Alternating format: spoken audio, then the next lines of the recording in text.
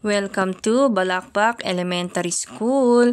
Sinong mga taga dito na dito nag-graduate ng grade 6? Dito ka magmamarcha pag graduation day.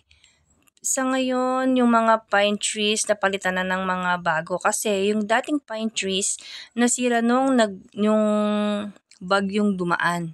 Talagang namatay yung mga pine trees. Dati punong-puno ng pine trees dyan na sobrang matatayog at natatakpan yung area. Pero ngayon, very exposed na siya sa init ng araw kasi halos wala na kasi yung pine trees. Pero buti nilang nakapagtanim naman sila ng panibago at mabilis naman lumaki. Ngayon lang ulit ako nakapunta at least matataas na sila. Dito ka maglalakad papunta sa stage pag graduation day. Tas sa gilid nito, diyan nakatayo yung mga audience at kanya-kanyang hanap naman yung mga tindera-tindero ng mga paninda. Isa na ako doon, nagtitinda ng mga kakanin dyan para yung mga audience na ginugutom, meron silang mabibilhan kasi malayo sa tindahan. At yung bench na yan, dyan umuupo ang mga nanunood. Marami tong bench noon pero parang kumonti na, syempre na-expose sa init, sa ulan.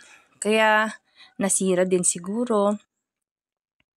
Memorable place ito. Kasi dito ka mag-graduate ng grade 6. Tapos ngayon, natingga ng ilang taon na hindi na dito ginaganap yung graduation. Ang sarap-sarap lang niyang tignan. Presko pa rin naman. Mainit lang kasi syempre, wala nang harang yung araw. At noon yung stage, hindi siya ganyan. Simple lang noon, wala siyang bubong.